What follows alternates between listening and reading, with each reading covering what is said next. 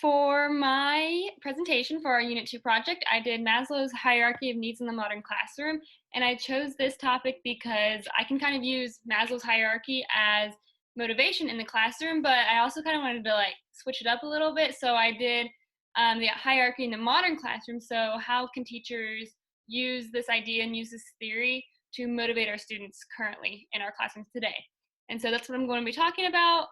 But first, I'm going to introduce what it is. So what is the hierarchy of needs? So it's basically survival needs plus our knowledge needs. So our basic human needs plus anything that kind of stretches our mind, growing needs per se, and then self-actualization. That is the very top of this pyramid. So it's basically realization of your personal potential. So being the best that you can be. And then there are 7 steps to this pyramid, which I will show you. So this is directly from the book. I just kind of copied it and made it into this slideshow. So you can see the 7 steps. Starting at the bottom is our physiological needs, so food, oxygen, rest, activity, things like that. Then we have our safety needs, so protection, familiarity, just kind of feeling safe in general in your surroundings. Love and belongingness, so giving and showing love, trusting people, being accepted, stuff like that. Your esteem needs, so respect, competence, just basically how you feel about yourself and how you see others feel about you.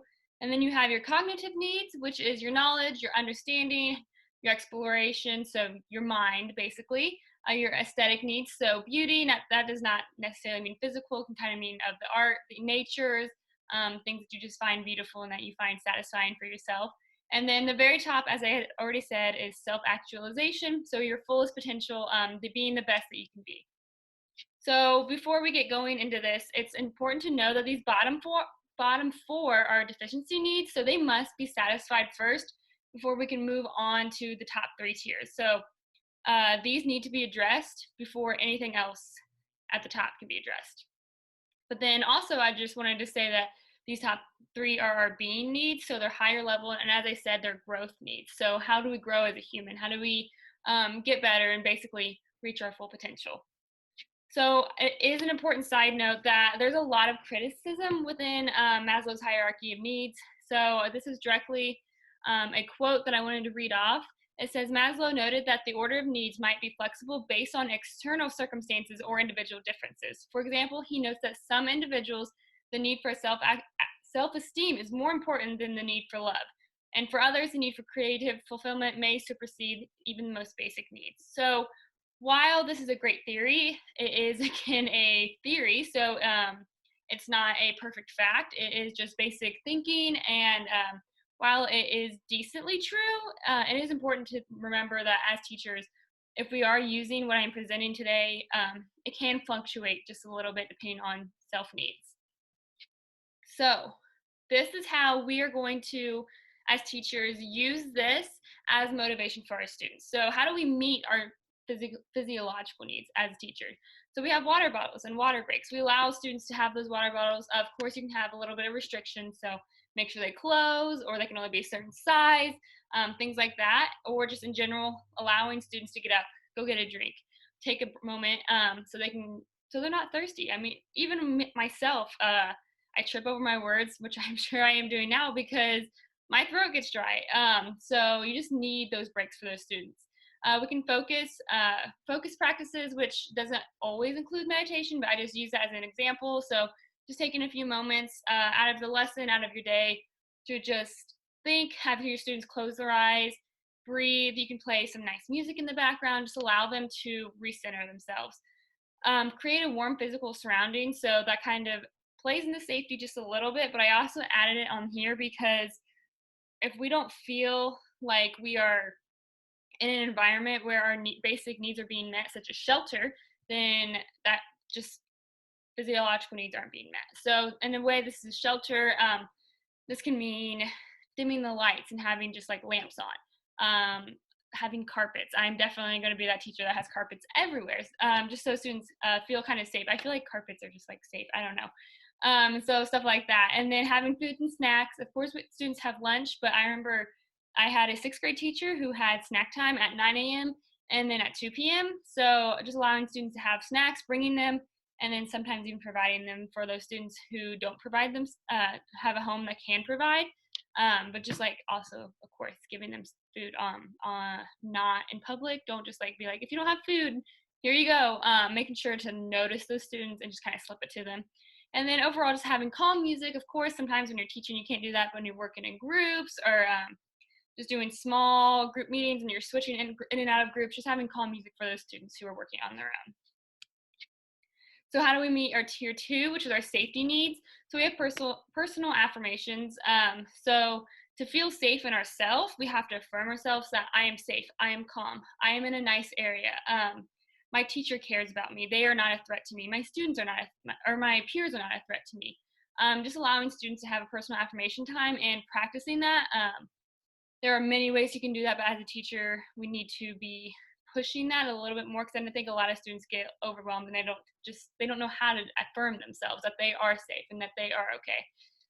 And then a worry drop box. I love this. So anytime throughout the day, students can have a note, write it down, put it in the worry drop box. And as a teacher, we do need to be checking this pretty often. So maybe right after lunch when the students have left, we check it.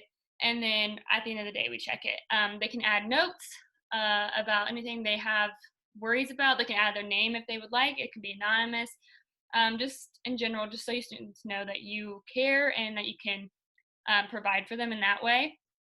Pinups, I love this. I didn't really like the name of it, but I kind of get it. So because this is from another source, which is down at the bottom.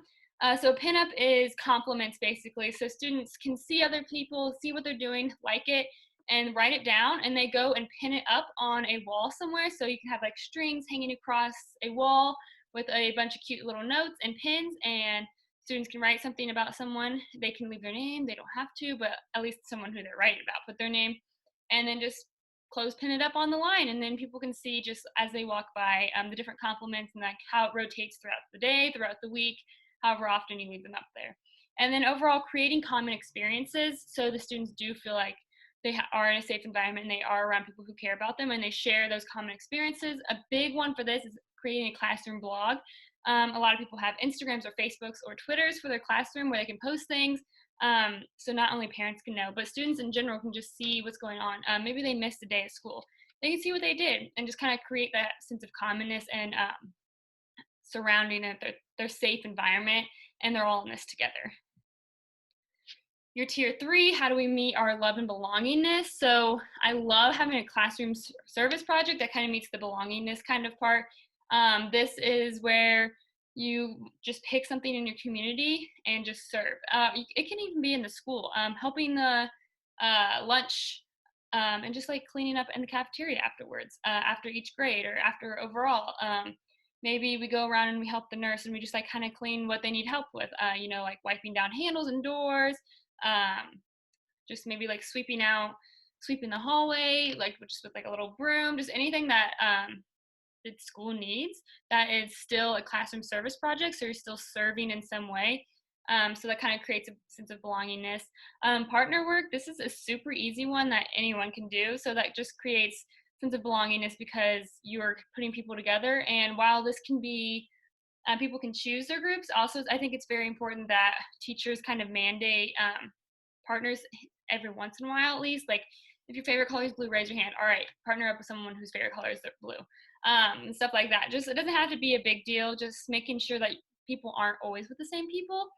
Celebrations, celebrating birthdays, holidays, a good test day, anything like that. And we also need to make sure that our celebrations, especially if we do holidays, remember that not everyone does Halloween, not everyone does Christmas. There are different holidays, so if we're celebrating one set of holidays, we can celebrate all of them. So ask your students at the beginning of the year, what do you celebrate? What don't you celebrate? Just kind of get an idea of what you want to have in your classroom. Having a community circle, so I love this. We do this actually in one of my health classes this year, so even seniors in college are doing this. And so you're getting around in a circle, and for 3 to 5 minutes, you just kind of talk about your day, what is going on, share anything that you have, like what are you doing this weekend, or what did you do this weekend, what did you like about that movie that we watched on Friday, and just stuff like that. And just going around the circle and sharing, and then overall just creating a sense of identity, knowing who your students are, celebrating those identities no matter what.